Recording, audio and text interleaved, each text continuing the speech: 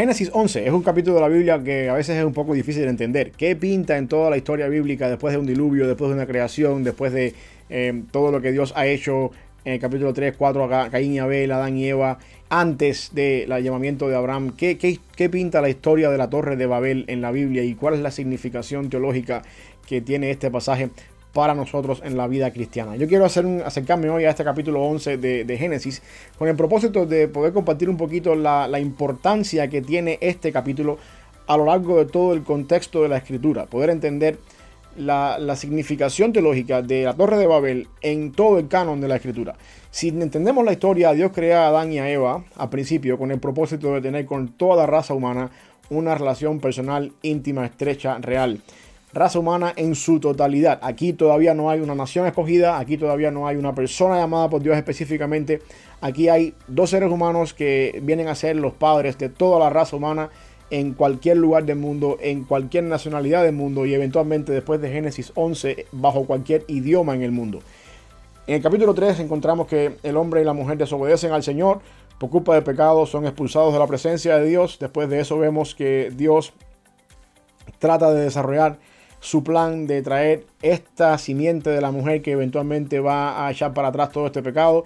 Esta simiente de la mujer llega con Cristo y vemos una línea de patriarcas descendientes de Set que logran ser un poquito más fieles que los demás que vienen por descendencia de Caín.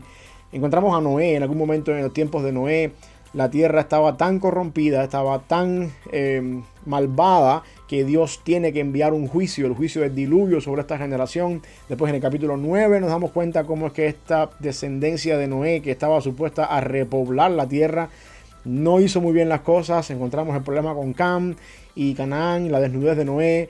Y así eventualmente llegamos al capítulo 11 otra vez, donde en vez de seguir con el plan de Dios, todo el mundo estaba reunido, todo el mundo estaba en un solo lugar. Se querían hacer una cúspide, una torre que llegara al cielo con el propósito de desafiar de alguna manera a Dios. Y aquí es donde Dios entonces lanza el juicio de confundir la lengua de estas personas. Nadie entendía la persona que estaba al lado de él y todos entonces tienen que diseminarse y partir y salir y alejarse uno del otro, y ahí es donde viene el problema de las lenguas y las naciones.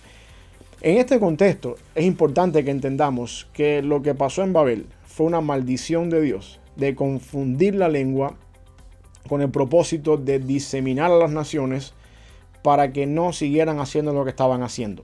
Es que quede claro que Babel, la confusión de la lengua, es una maldición. Después, eventualmente, automáticamente en el capítulo que sigue de la Torre de Babel es Génesis 12. Dios llamando a Abraham. Dios estableciendo ahora ya no tanto su plan con todas las naciones, sino con una nación específica, con el propósito de hacer traer el cumplimiento de la simiente de la mujer. Encontramos después Abraham, Isaac, Jacob, las 12 tribus de Israel, la nación de Israel, todo el Antiguo Testamento, Dios dándose a conocer a la humanidad con la nación de Israel, con el propósito de traer esa persona que va a restaurar la condición caída de la humanidad que se cayó en Génesis 3, una vez más, cuando todavía no había nación de Israel, sino que el propósito de Dios está para toda la humanidad. Llegamos otra vez al cumplimiento del tiempo, cuando a raíz de uno de estos hijos de Jacob, específicamente de Judá, viene la simiente de la mujer prometida, el Mesías, en Génesis 3:15. Jesucristo nace siendo el cumplimiento exacto de esta promesa, muere, compra la redención, y después que Jesucristo asciende a los cielos y empieza lo que se conoce como los postreros días, estos postreros tiempos, dice el autor de Hebreos, entonces ocurre algo importante en el día de Pentecostés. Están todos reunidos ahí, el Espíritu Santo desciende sobre ellos, salen para la calle y empiezan a hablar en lenguas que son idiomas, y empiezan en estos idiomas a compartir el evangelio, en estos idiomas medos, persas, elamitas, gente del Ponto, Galacia, todos estos idiomas que aparecen ahí en Hechos capítulo 2.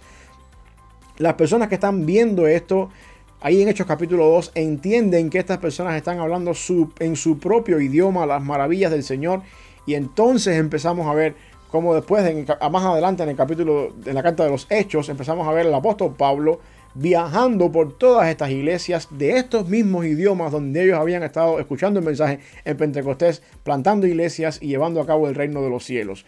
La pregunta es, ¿cuál es la significación teológica de la Torre de Babel?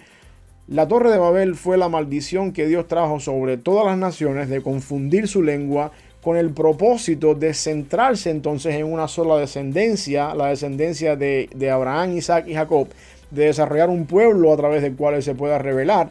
Y entonces Pentecostés nos enseña entonces que una vez que la simiente de la mujer viene y la simiente de la mujer cumple todas aquellas cosas por las cuales había venido, la maldición de Babel se echa para atrás. Ahora todos hablamos el mismo idioma, el idioma del evangelio. Lo que Dios nos hizo por lo que Dios nos hizo separarnos por la confusión del idioma y nos hizo diferentes países, diferentes culturas, diferentes nacionalidades. Ahora por el evangelio Dios nos une en el mensaje del evangelio, y entonces el evangelio y la obra de Cristo se convierte en el medio unificador de todas aquellas naciones que eventualmente fueron divididas por la confusión. Lo que el pecado por nuestra rebeldía humana nos hace dividirnos y Dios tiene que enviar un juicio, entonces Cristo nos compra para atrás y nos hace hablar todos el mismo idioma, el idioma del evangelio. Y por esa razón el apóstol Pablo puede decir en la carta a los Efesios que el propósito original de Dios era reunir todas las cosas en Cristo, hacer en Cristo una nación entera, o una nube de redimidos de toda lengua, pueblo y nación, con el propósito de que nosotros podamos ser uno en Cristo a través del mensaje del evangelio. Así que, ¿cuál es la historia o cuál es la significación teológica de Babel? Pues Babel es el comienzo de lo que Dios después va a echar para atrás en Pentecostés. Babel es el momento en que Dios tiene que dividir la raza humana en idiomas por el simple hecho de la maldad humana tan grande que hay, para después más adelante, cuando sea el cumplimiento del tiempo, volvernos a unir todos en el mismo mensaje del evangelio, y el evangelio nos revierte para atrás entonces esa maldición que Dios trae en la Torre de Babel. Podemos ver en Babel una desunión, una división, un caos, la gente regada por toda la tierra.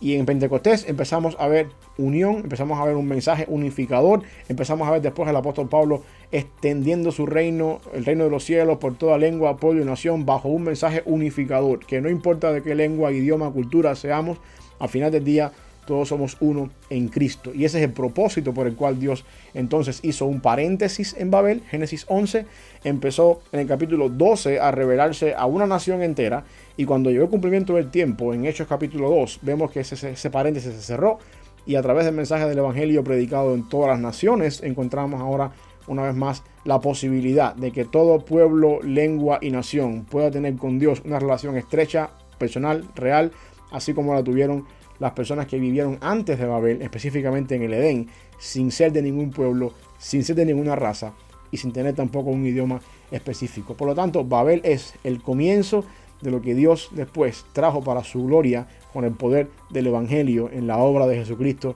en la cruz del Calvario.